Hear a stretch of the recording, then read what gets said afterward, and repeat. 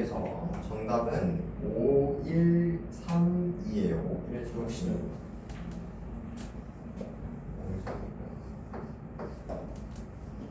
2번 3번만 해주시면 될 것 같아요. 왜요? 1번 4번 했어요. 1번 4번 맞았어요? 안 풀었던데. 어쨌든 같이 풀어보겠습니다. 자, 사람은 하루에도 수많은 일들을 판단하면서 살아간다. 판단을 할 때마다 필요한 모든 정보를 수집하여 이용하고자 하면 정보를 수집하는 것도 힘들 뿐더러 그 정보를 처리하는 것도 부담이 된다. 그쵸?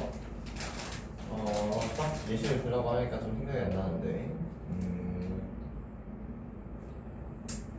뭐가 있을까? 뭔가 물건을 살 때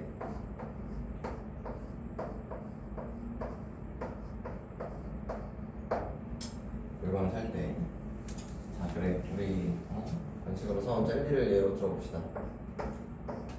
젤리를 살 건데 하리보를 살지 마이구미를 살지를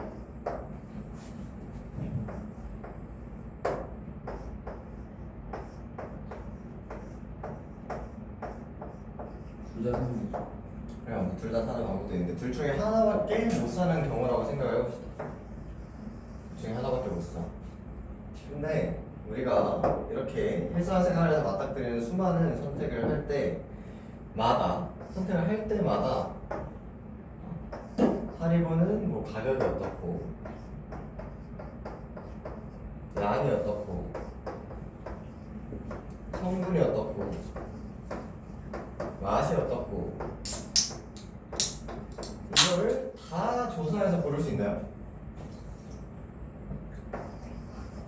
마이구미도 가격이 어떻고 양이 어떻고 성분이 어떻고 맛이 어떻고 이거를 다 살 때마다 막 인터넷 뒤져가지고 막 조사해서 살 수는 없잖아요. 우리 어떻게 골라요? 기존의 경험을 토대로 고른다고. 저번에 사보니까 얘가 낫더라 혹은 얘가 낫더라 이런 식으로 고른다고요. 어쨌든 이러기 힘들어서 사람들은 과거 경험을 바탕으로 어린 짐작을 하게 되는데 이를 뭐라고 한대요? 휴리스틱이라고 한다. 이 질문은 휴리스틱에 관한 질문이고요. 휴리스틱이 뭡니까? 뭐냐면 과거 경험 바탕으로 어린 짐작해서 선택하는 거죠.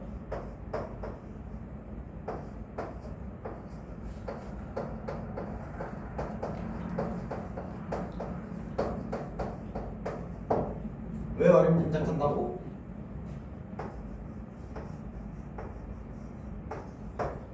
모든 정보를 다 계산하는 것은 불가능하기 때문에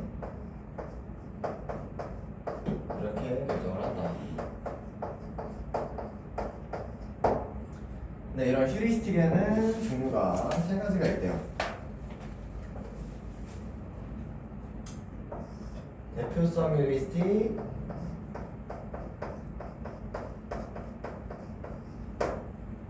해상 용이성 휴리스틱,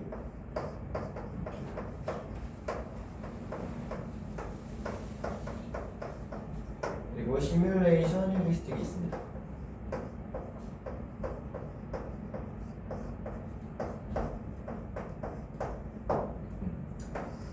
그리고 이런 식으로 구조가 나오면은 보통 대표성 휴리스틱이 뭔지, 해상 용이성 휴리스틱이 뭔지, 시뮬레이션 휴리스틱이 뭔지 각각에 대한 설명이 나옵니다. 이 지문도 마찬가지고요. 그래서 대표성 휴리스틱은 뭐래요? 어떤 대상이 특정 집단에 속할 가능성을 판단할 때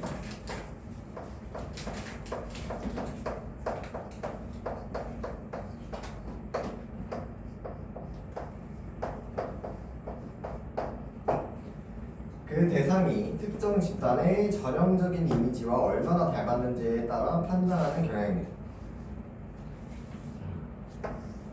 이렇게만 보면은 무슨 말인지 잘 모르겠죠. 예시를 보면 우리는 키 198cm인 사람이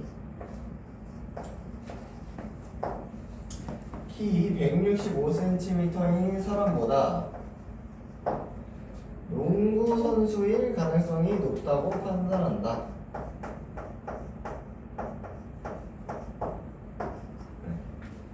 여러분 주변에 뭐 키 198인 사람이 있을지 모르겠지만 권대웅이요. 198 아니잖아. 팔이에요. 네? 진짜 하고 싶어요. 198 얼마나 큰지 알아요? 이게 손이 진짜 제 얼굴만. 그래 뭐 나중에 그렇게까지 클 수도 있겠지. 어쨌든 지금 아니잖아요. 그래 여러분 주위에 이런 두 사람이 있다고 해봅시다. 198인 사람 있고 165인 사람 있어. 198에서 16cm 빼면 건드는 키. 뭐라고요? 16cm 빼면 건드는 키. 198에서. 16cm? 182에요 182? 네. 크긴 하네. 어쨌든 그래 둘 중에 누가 더 농구 선수일 것 같아요? 실력에 따라. 아니 농구 그러니까 처음 보는 사람이야. 처음 보는 사람 198일 것 같죠? 왜 그렇게 생각했어? 농구 선수는 보통 어때요? 커요. 그냥 크잖아.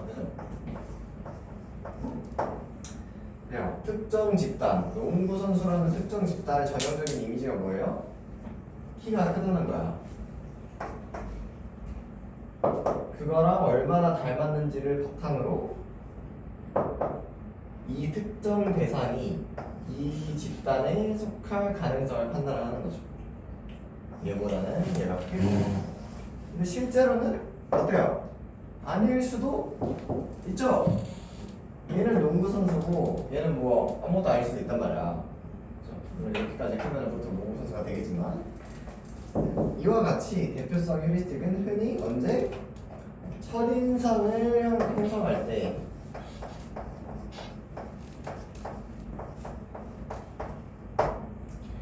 혹은 타인에 대한 판단을 할 때 작용합니다. 그런데 대표성 휴리스틱에 따른 판단은 그 대상이 가지고 있는 특정 집단의 전형적인 속성에만 주목하며 이루어진 것이다. 농구 선수가 키가 크다는 특징에만 주목해서 이루어진 거죠. 그래서 198, 165 두 사람 딱 보고 이 중에서 농구 선수 골라 하면은 많은 사람들이 편하게 198cm를 고르겠지만 이게 항상 정확한 것은 아니다. 신속하게 결정하기에는 편하지만 그렇죠? 두 번째는 회상 용이성 휴리스틱입니다.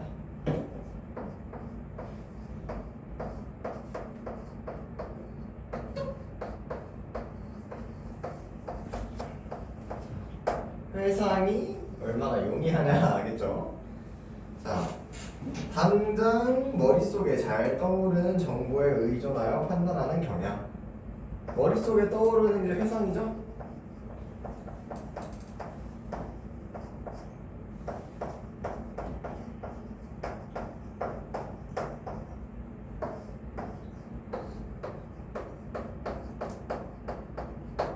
얼마나 잘 머릿속에 떠오르냐. 제일 먼저 머릿속에 떠오르는 정보를 바탕으로 결정을 한다고. 자, 예를 들어서 사람들한테 작년에 겨울에 독감에 걸린 환자들이 얼마나 많았는지 물어보면 일단 자기 주변에서 발생한 사례들을 떠올려 추정하게 된다.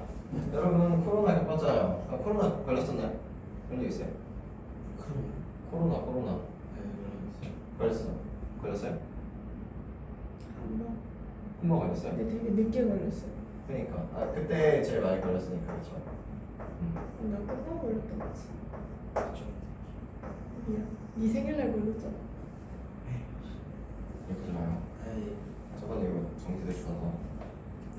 어쨌든 네, 주변에 코로나 걸린 사람 얼마나 많은지 물어보면은 뭐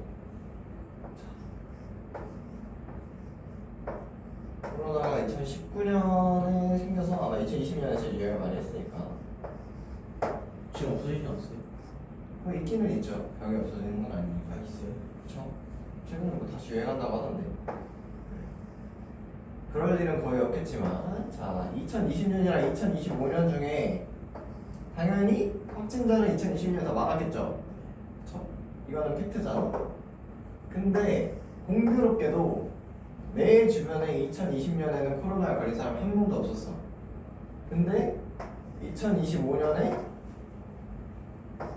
내 주변에 코로나에 걸린 사람이 엄청 많았던 거야. 이때 돼서야 다들 코로나에 걸렸어, 내 주변에. 그러면 어때요? 내 머릿속에 떠오르는 코로나 발병률이랑 실제 발병률이랑 다를 수 있죠?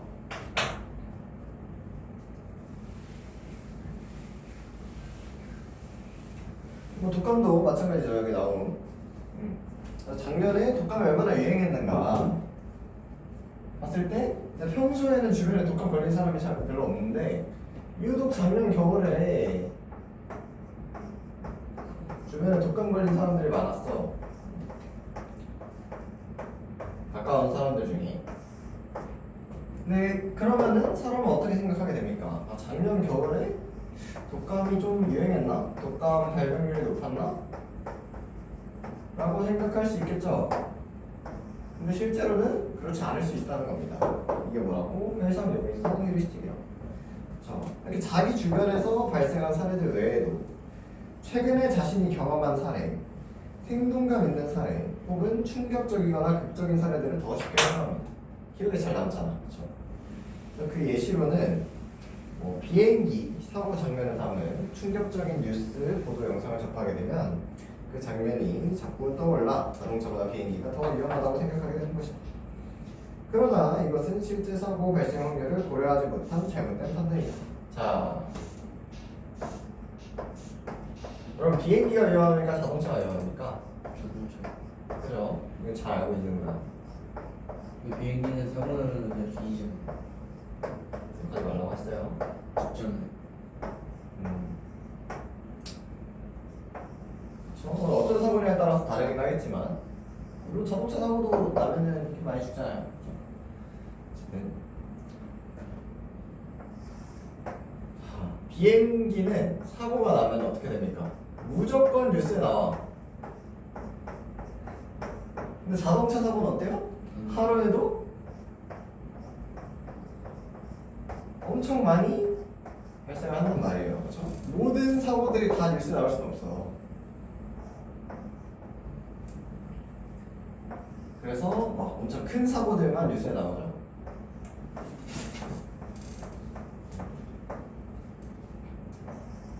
근데 왜 비행기 사고는 뉴스에 나올까? 더 많이 발생하는 건 자동차인데 오히려 규모가 커서. 그렇죠. 규모가 큰 것도 이유가 있겠지만은 잘 발생하지 않는 흔한 일이기 때문입니다. 흔하지 않은 일이기 때문입니다. 그래, 뭐 흔한 일.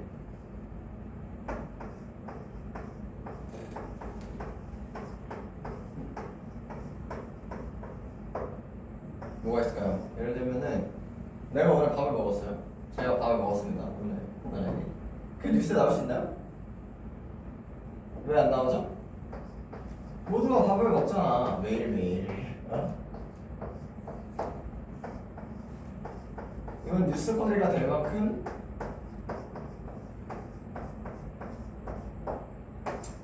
흔하지 않은 일이 아니라고. 흔한 일이라는 거죠. 근데 비행기 사고 얼마나 드뭅니까? 그래서 뉴스에 나온다는 거야. 왜 이런 것들을 뉴스에 내보낼까? 사람들은 이런 걸 더 잘 기억을 하거든. 그렇죠? 그래서 이런 것 때문에 비행기가 자동차보다 더 위험하다는 착각에 빠지게 되는 걸 해상 용이성 휴리스틱이라고 합니다. 얘가 더 충격적이고 극적이고 잘 발생하지 않기 때문에.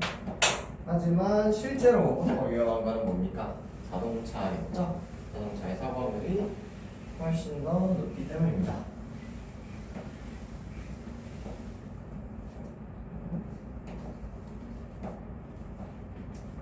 마지막으로는 시뮬레이션 휴리스틱입니다. 시뮬레이션 휴리스틱은 계속해서 시뮬레이션을 돌려서 발생하는 그런 오류를 얘기를 하는데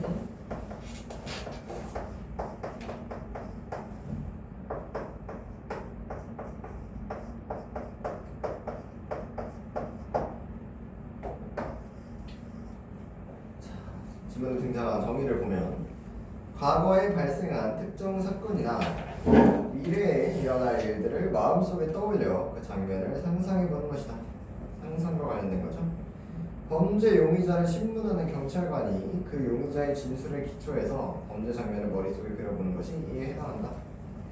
이때 경찰관은 그 용의자를 범인으로 가정해야만 그가 범죄를 저지르는 장면을 머릿속에 떠올려 볼 수 있다.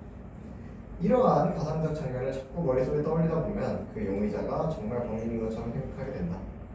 그래서 그가 범인임을 입증하는 객관적인 증거를 충분히 수집하기 전에 그를 범인이라고 판단할 가능성이 높아지는 것이다.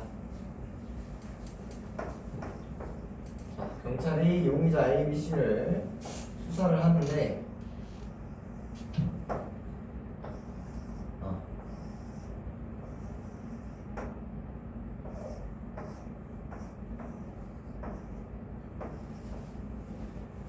얘네에 대해서 상상을 해보는 거야. 네, 수사를 하려면 어떻게 해야 돼요? 얘네가 범죄를 저지르는 거를 필연적으로 상상을 해볼 수밖에 없게 되잖아. 얘네의 진술에 맞춰서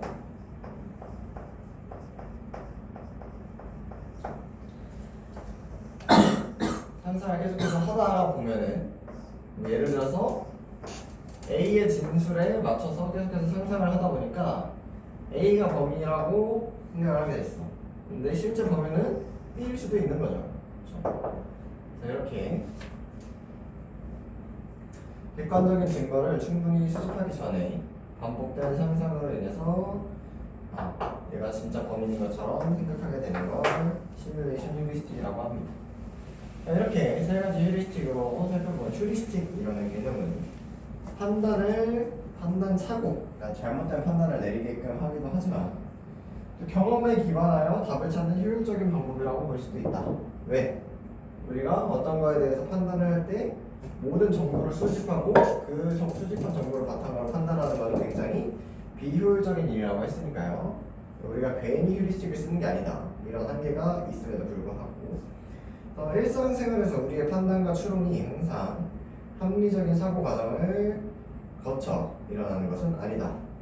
우리가 그렇게 생각하기는 하지만 우리는 결정을 위한 시간이 많지 않다는 가정을 무의식적으로 하고 있다.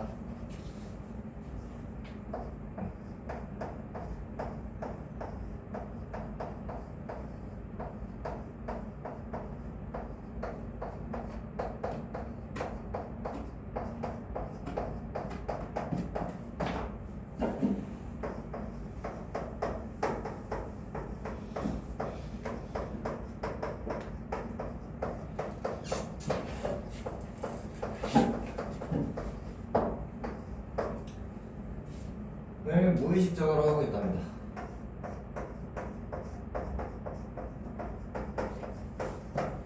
자, 우리 휴리스틱은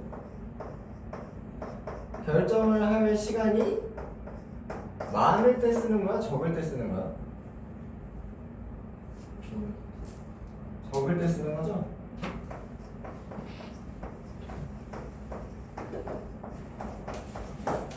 근데 우리 항상 결정을 위한 시간이 적은가요? 그쵸? 항상 적은 건 아니란 말이야. 근데 그럴 때에도 어떻게 한다는 거예요? 휴리스틱을 사용을 한다는 거예요. 왜 그럴까? 휴리스틱은 우리가 쓰고 싶지 않아도 거의 자동적으로 작용한다. 그리고 수많은 대안 중 순식간에 몇 가지 혹은 단 한 가지의 대안만을 남겨 판단하기 쉽게 만들어준다. 판단하기 쉽거든.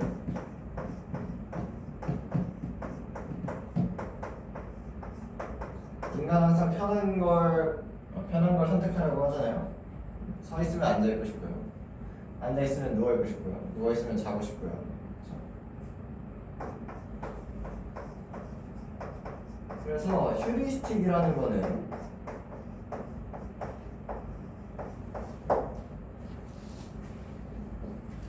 결정을 위한 시간이 적을 때, 그렇죠?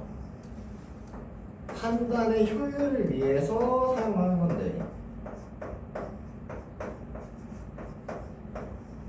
어떤 한계가 있어요? 그 그 판단이 꼭 옳지는 않을 수도 있다는 한계가 있죠. 근데 결정을 위한 시간이 많을 때조차도 어때요? 판단하기 쉽기 때문에 휴리스틱을 사용을 한다는 겁니다. 이런 점에서 인간은 인지적 구두쇠라고 할 만하다. 인지적 구두쇠.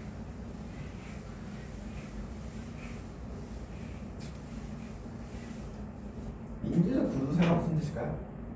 비유적 표현인데.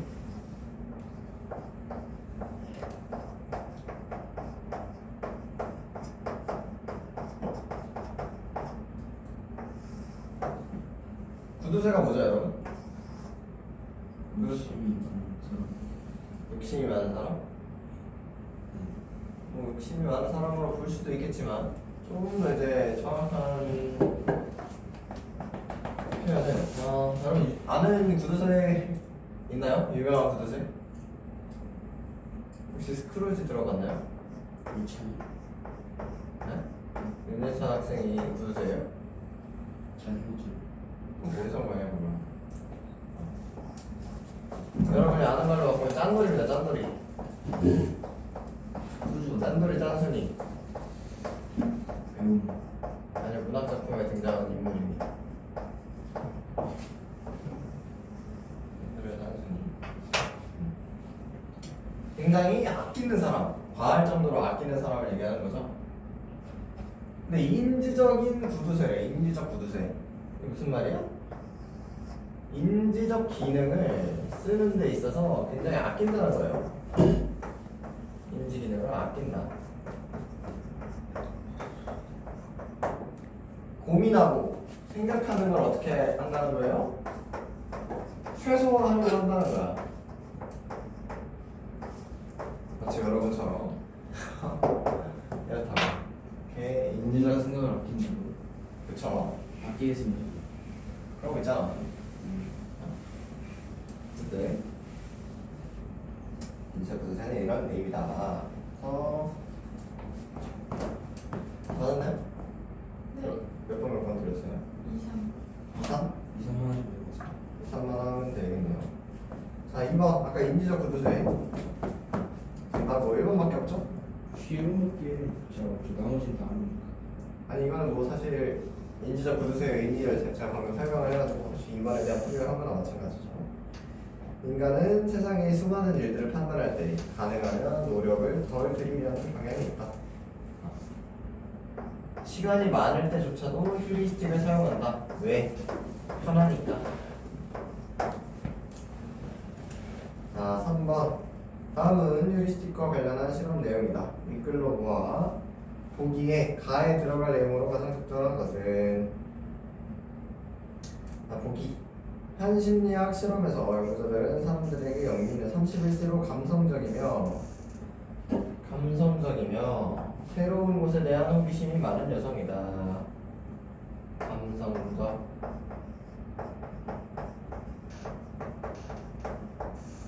호기심. 새로운 곳.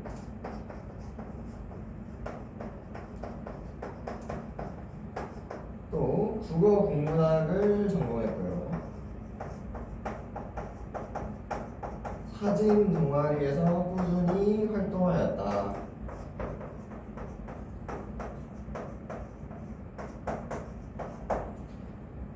그래서 A랑 B 중에 뭐가 더 가능성이 높을지 배열을 하도록 했는데 A가 뭐예요? 영미는 은행원이다.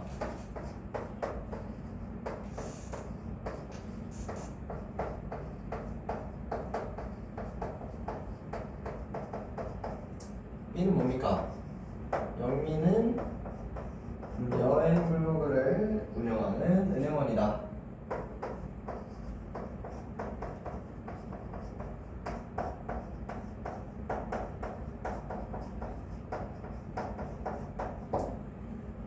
여러분이 생각하기에는 둘 중에 어떤 게 더 가능성이 높아야 됩니까? 이거도 그렇죠? 왜? 여행 블로그를 운영하는 은행원도 은행원이잖아. 구분집합이라고 구분집합. 맞죠?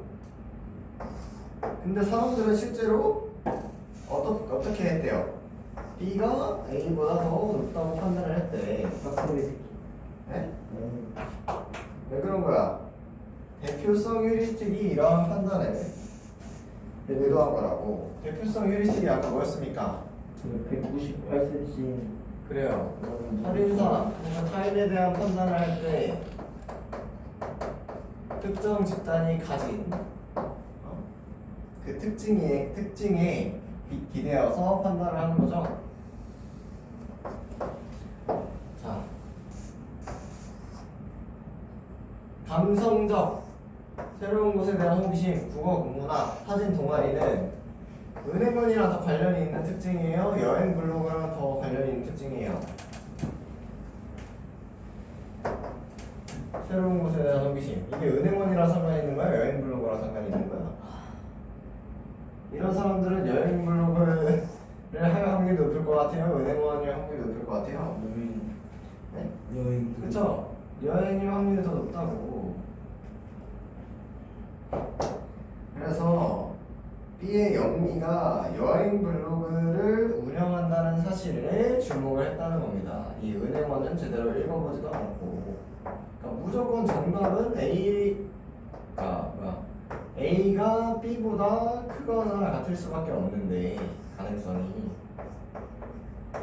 왜 이런 오류를 범했느냐? 이 은행원이라는 것보다 이 사실에 주목을 했기 때문이라고. 근데 왜 그랬을까? 영미가 은행원보다는 여행 블로그 운영자에 더 어울린다고 생각했기 때문입니다. 뭘 바탕으로? 이 특징들을 바탕으로. 정답은 3번이 되겠습니다. 이해했나요?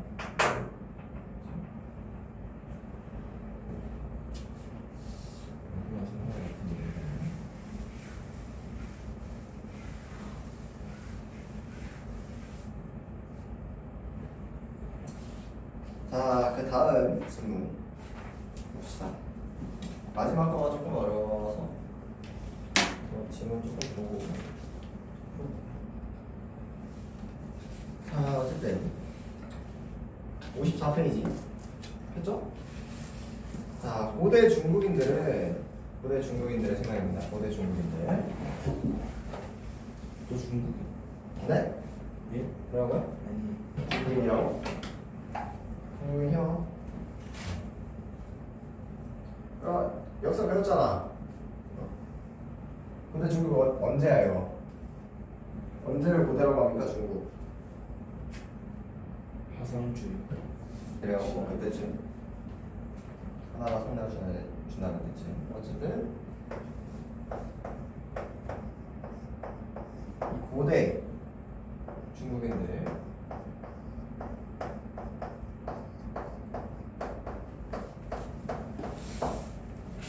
어떻게 생각했답니까? 인간이 행하지 못하는 불가능한 일은 그들이 신성하다고 생각한 하늘에 의해서 해결 가능하다고 보았다. 자, 그들이 뭡니까? 누굽니까? 그들. 첫째 줄에 그들 누굽니까? 중국이. 그래요. 고대 중국인들이죠. 그래요. 그래서 불가능한 일은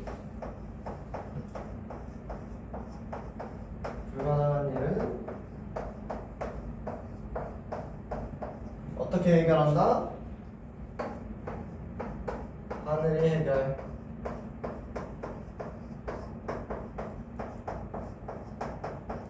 네, 이 하늘은 어떤 하늘입니까? 고대 중국인들이 신성하다고 생각한 하늘인 거죠.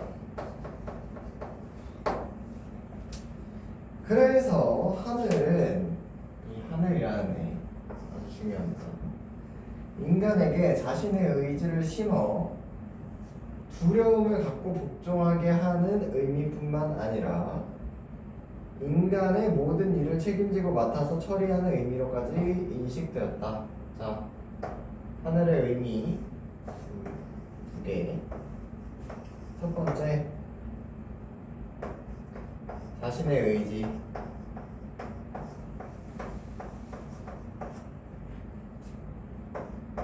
두려움, 복종.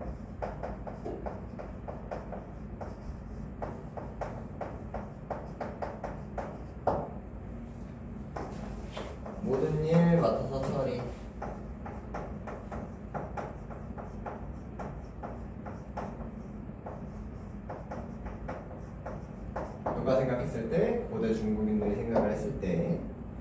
자, 그 당시에 하늘은 인간에게 행운과 불운을 가져다 줄 수 있는 힘이고 인간의 개별적 또는 공통적 운명을 지배하는 신비하고 절대적인 존재라는 믿음이 형성되었다.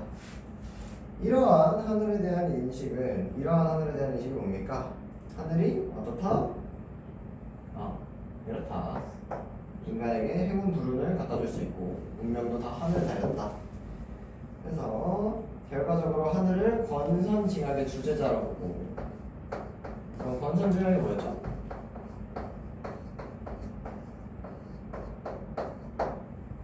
권선징악이 뭐였습니까? 기억납니까? 기억나니? 기억나는지 모르겠는데 네? 맞잖아. 안 보라 때가 아니라 나랑도 한 3번 했다. 선. 은 알죠? 좋고 착하고 나쁘고 악한 거 알죠? 그래서 그랬다고? 슬슬 도파민이 사라지고 있어. 지금 쏟아지고 있어. 뭐라고요? 자, 선을 권하고 악을 징벌한다. 그래서 결론이 뭐야? 나쁜 짓 하지 말고 착하게 살아라 라는 거잖아요. 그거의 주제자로 생각을 하게 됐대. 그러니까 하늘이 이렇게 말하는 사람이 됐대. 누가 생각하기에? 고대 중국인들이 생각하기에. 하늘 때문에 어떻게 살아야 되는 거야? 착하게 살아야 된다는 거야. 나쁜 짓 하지 말고. 안 그러면은 하늘이 나쁜 짓 하면은 벌 주고 착한 짓 하면은 좋은 거 주니까. 그래서 모든 새로운 왕조의 탄생과 정치적 변천까지도 그것에 의해 결정된다는 믿음의 근거로 작용하였다. 그것이 뭘 나타내는 거예요? 하늘이죠, 하늘. 그래서 모든 것들, 심지어는 막 새로운 나라가 생겨나고 막 왕이 바뀌고 막 그런 것들도 다 하늘이 결정하는 거다. 그 밑에가 이제 중요하죠. 하지만 그러한 하늘에 대한 인식, 어떤 인식입니까? 고대 중국인들의 인식이죠. 인식은 인간 지혜의 성숙과 문명의 발달로 인한 새로운 시대의 요구에 의해서 대폭 수정될 수밖에 없다. 자, 여러분 지금 어떻게 생각합니까? 여러분의 운명 하늘에 달렸다 생각하나요? 아니, 물어보는 거야. 여기 태어난 건 하늘의 뜻인가요? 그럼 누구의 뜻이죠? 네? 뭐라고요?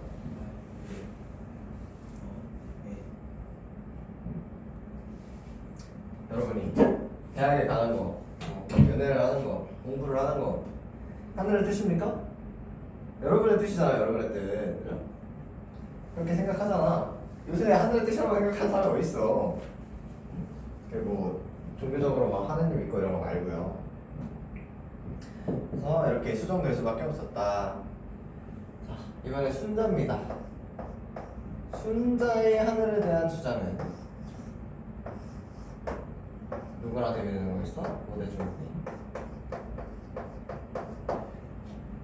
그 당시까지 진행된 하늘의 논의와 엄격히 구분될 뿐만 아니라 그것을 매우 새롭게 변모시킨 하나의 획기적인 사건으로 규정될 수 있다. 뭐가? 순자의 하늘에 대한 주장. 순자의 주장이 획기적인 사건이라고. 왜 획기적인 사건이라고?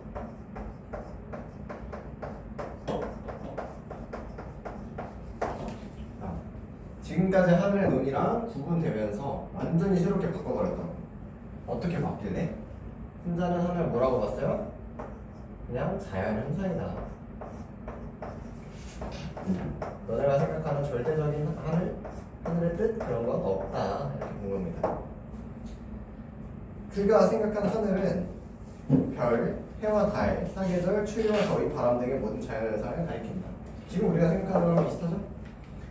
따라서 하늘은 사람을 가난하게 만들 수도 없고 병들게 할 수도 없고 재앙을 내릴 수도 없고 부자로 만들 수도 없으며 기름과 복을 줄 수도 없다. 누구의 생각이? 순자의 생각이. 10월. 네? 10월. 네. 사람들이 치세와 난세를 하늘과 연결시키는 것은 심리적으로 하늘에 기대는 일일 뿐이다. 치세는 뭐고 난세는 뭐예요? 치세는 살기 좋을 때 잘 다스려져 태평한 세상. 난세, 어려운 난자죠. 전쟁이나 사회의 무질서 따위로 어지러운 세상. 옛날에는 어땠다? 아 전쟁 나고 이러면은 하늘이 노했다 이렇게 생각한단 말이에요. 하늘이 우리한테 벌 주는 거야. 우리 착하게 안 살아서 이렇게 생각했단 말이에요. 그래서 그 원인은 옛날에는 하늘에 있다고 생각을 했는데 순자가 생각하기에는 그냥 심리적으로 하늘에 기대는 거다. 그런 거는 원인이 사람한테 있는 거다. 하늘이 아니라 사람한테 있는 거다. 사람이 받게 되는 재앙과 복의 원인도 모두 자신에게 있을 뿐 불변의 질서를 갖고 있는 하늘에 있지 않다. 다 자기. 복 받는 건 자기가 잘해서고 재앙이 닥치는 건 자기가 못해서다. 그걸 하늘이 결정하는 게 아니다라는 겁니다. 그리고 자, 하늘은 그 자체의 운행 법칙을 따로 갖고 있어 인간의 길과 다르다. 계속 순자 얘기예요. 하늘의 길과 인간의 길은 어떻다?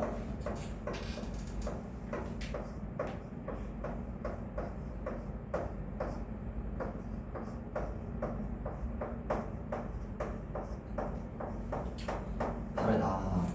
그럼 반대로 봤을 때 고대 중국인들이 보기에는 하늘의 길이랑 인간의 길이랑 같다 다르다? 같다. 고대 중국인들이 봤을 때 같다. 쉽다며.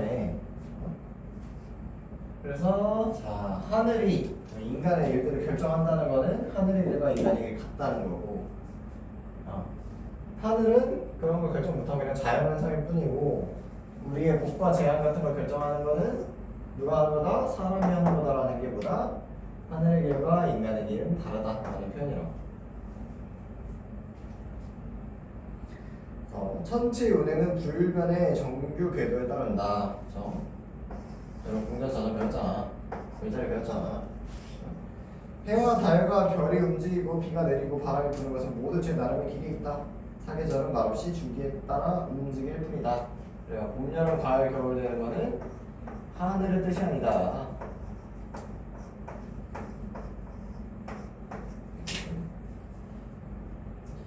물론 일식과 월식이 일어나고 비바람이 아무 때나 일고 괴이한 별이 언뜻 출현하는 경우는 있을 수 있다. 하지만 이런 일이 항상 벌어지는 것은 아니며 하늘이 이상현상을 드러내 무슨 길흉을 예시하는 것은 더욱 아니다.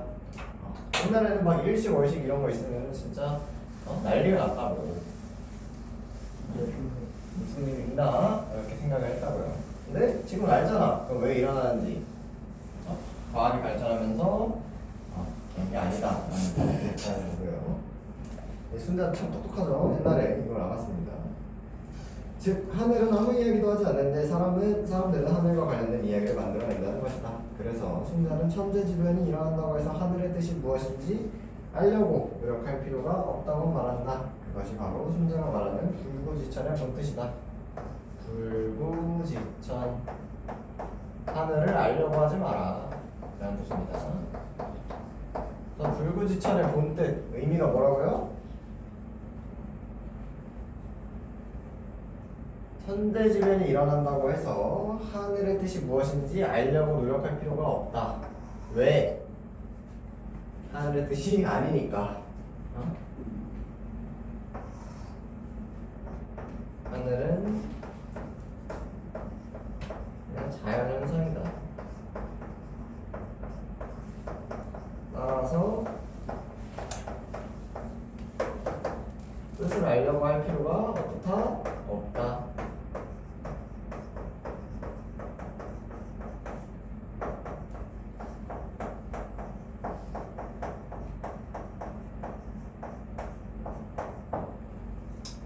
여기까지 하고 좀 쉬겠습니다.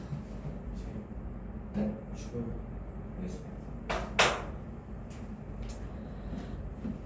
알겠습니다.